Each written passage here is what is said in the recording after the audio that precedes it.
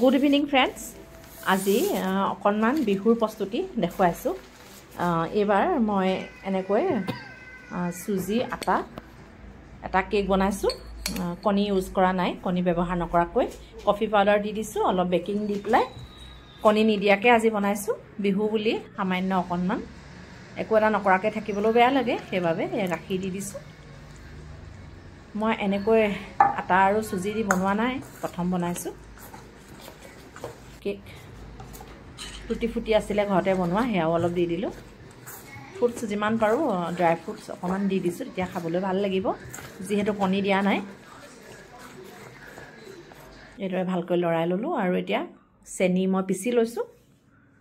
চেনি পিচি পেলাই হেয়াও দি দিছো। অকনমান মিঠা কৰিছো, যিহেতু লৰাই খাব, সৰু ল'ৰা ছোৱালীয়ে বেছি কেকবোৰ খায়। শেষত ৰিফাইন তেল দি দিছো, বাটি এটা, সৰু ষ্টিলৰ বাটি এটা এবাটি দি পেলাই এইখিনি ভালকৈ এনেকৈ মিশ্ৰণটো বনাইছো। ধুনীয়াকৈ ঘুটি লৈছো।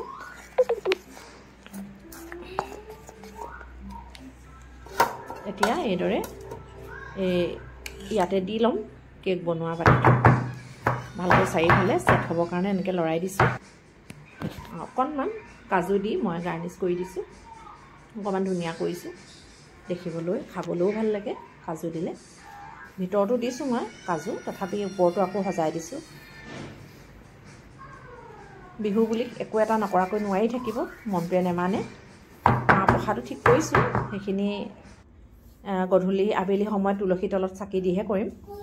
এয়া কেক ৰাতিলৈ হৈয়ে গৈছে, প্ৰায় 2 ঘণ্টামান একেবাৰে কম ষ্টিম দি মই বনালোঁ। এইদৰে মই টুথপিক এটা দি চাইছোঁ, ধুনীয়াকৈ সিজিলে, ক'তো লাগি অহা নাই। এয়া মোৰ কেক হৈয়ে গ'ল। ভাল হৈছিল কেকটো খাবলৈ, ল'ৰাইটো খুব ভাল পাইছে। এইদৰে টুটি ফুটি সৰহকৈ দিয়াৰ কাৰণে মিঠাও হৈছে। আকৌ এইফালে গুড়ৰে পিঠা কেইটামান ঠিক কৰি লৈছোঁ। এইদৰে গুড় গৰম কৰি লৈছোঁ। মই আগতো এইটো পিঠা বনোৱা দেখাইছোঁ আপোনালোকক। আটা দিওঁ, চুজি দিওঁ আৰু চাউলৰ গুড়ি দিওঁ।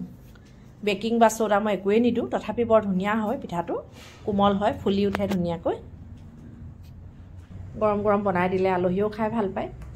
অকণমান নিমখ দিওঁৱেই মই, অকল মিঠা হ'লে ভাল নালাগে, অকণমান নিমখ সেইকাৰণে দি দিওঁ।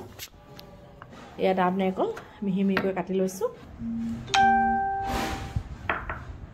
ভিডিঅ' দিয়া দেৰিয়ে হৈ গৈছে, এডিটিং কৰোঁতে বহুত সময় লাগে, আকৌ ঘৰৰ কামখিনি থাকেই। এয়া এতিয়া গুড় পানীটো আকৌ অকণমান দি ল'লোঁ, ভালকৈ লৰাই লৈছোঁ।